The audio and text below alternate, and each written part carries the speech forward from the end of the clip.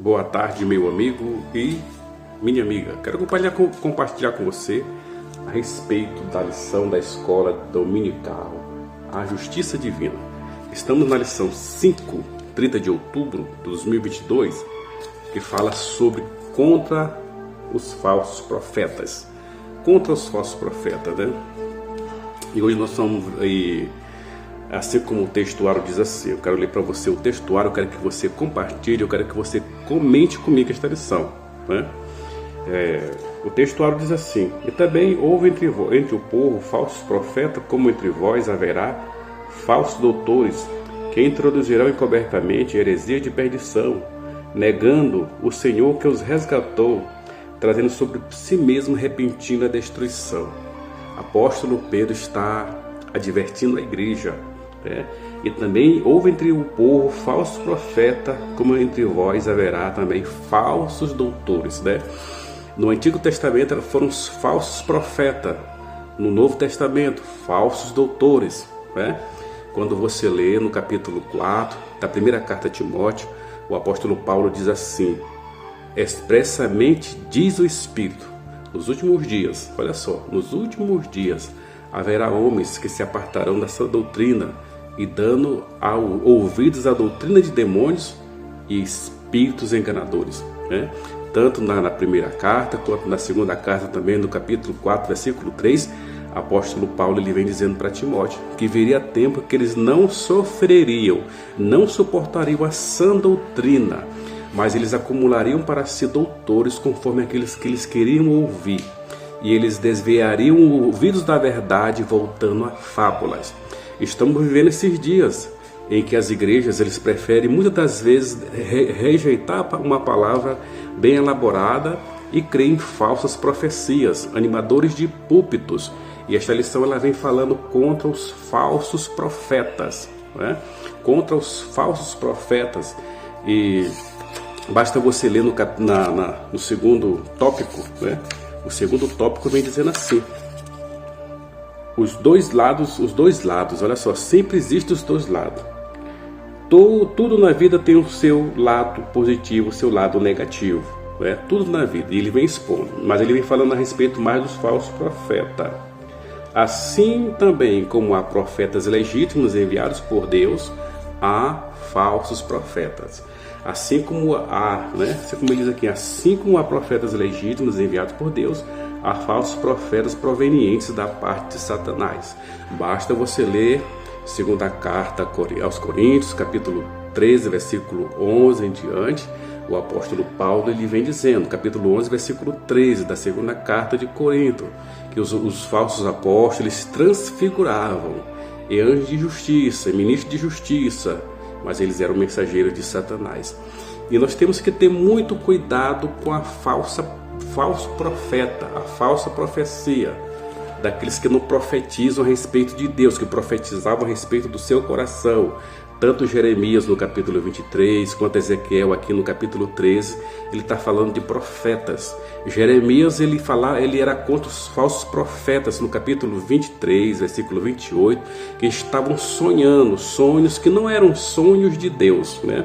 Mas eram visões, vaidade do seu coração, e eles faziam o povo errar, né? Como identificar um falso profeta?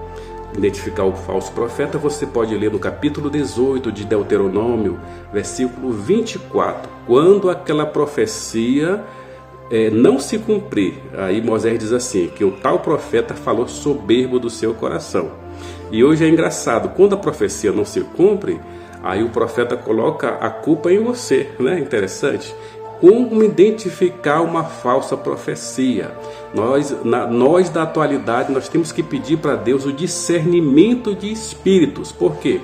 Porque no capítulo 13 de Deuteronômio, a Bíblia diz assim: quando aparecer no meio de vós um profeta ou sonhador de sonhos, e ele te der um tal prodígio, e suceder, e se cumprir o tal prodígio, sabei que é Deus testando o vosso coração. Olha só, nós temos que pedir discernimento para Deus, porque muitas das vezes a profecia vai se cumprir e nós vamos pensar que é Deus, mas só que diz o capítulo 13 de Deuteronômio que é Deus testando o seu coração. No Novo Testamento nós vemos um episódio muito parecido de uma profecia que era verdadeira. Quando você lê no capítulo 16 de Atos dos Apóstolos, há uma moça que tinha um espírito de adivinhação. Ela olha para Paulo e Silas e diz assim: estes homens que nos anunciam o evangelho são homens de Deus. Olha só, ela fala algo verdadeiro, mas só o que está falando nela é um espírito enganador, é um espírito maligno. E Paulo, que tinha o discernimento de espírito, olha para aquela jovem e expulsa aquele espírito de mentira, e aqueles que dominavam sobre aquela jovem viram que o lucro foi desfeito porque o espírito de mentira já tinha sido expulso. Então nós temos que ter muito cuidado. Outra, a lição diz assim, olha como a lição diz aqui na introdução: o desafio maior para Jeremias na cidade de Jerusalém e para Ezequiel na Babilônia era o fato de esses embusteiros estarem blindados por uma liderança religiosa civil que havia se apostatado. Os falsos profetas, eles tinham a liderança, né?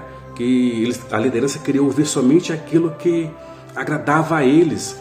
Basta você ler o capítulo 22, capítulo 22 de 1 Reis. Acabe quer ir para a guerra. Acabe, ele manda chamar 400 profetas que falavam somente aquilo que ele queria ouvir.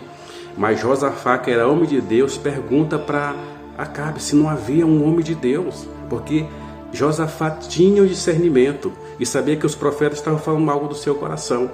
E quando Micaías é chamado, confronta o Acabe, que ele ia para a guerra.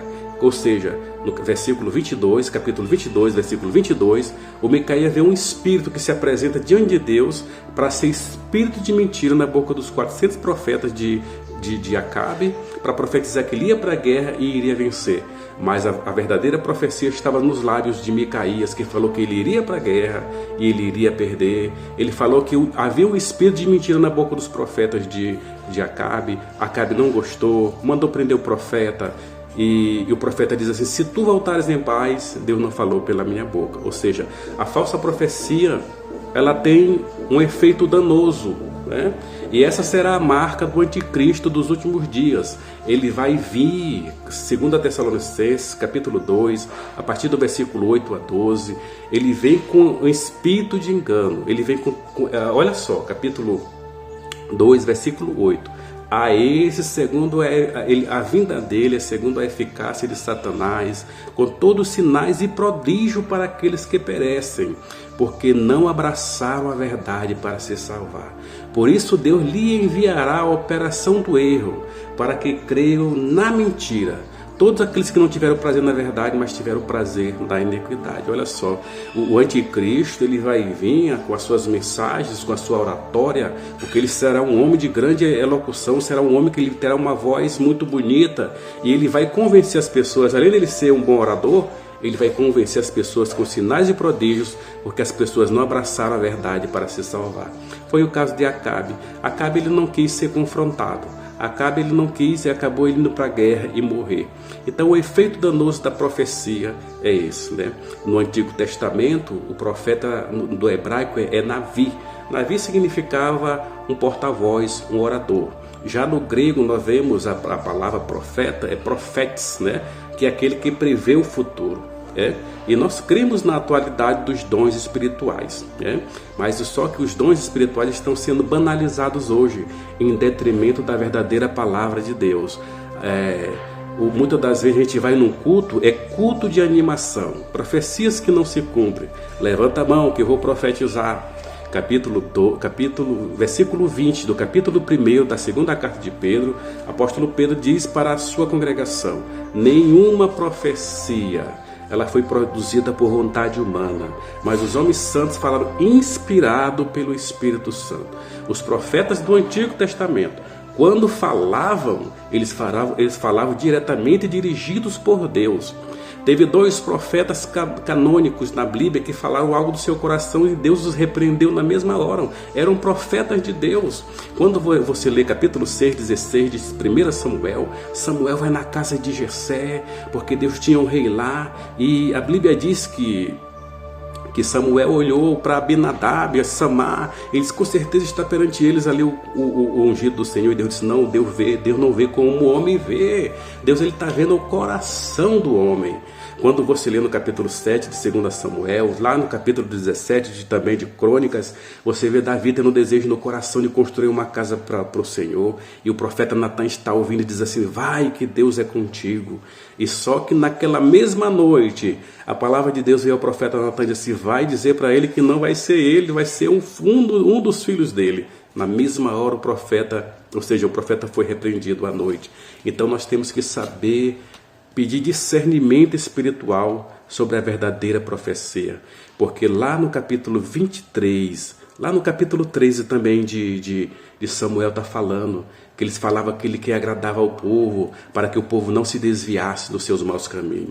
Muitas das vezes, quando nós ouvimos uma profecia que ela vinha massagear o nosso ego, muitas das vezes nós estamos precisando de uma correção, de uma edificação, de uma exortação, e é para isso que serve a profecia: edificar, consolar, repreender. Muitas das vezes nós precisamos de uma repreensão.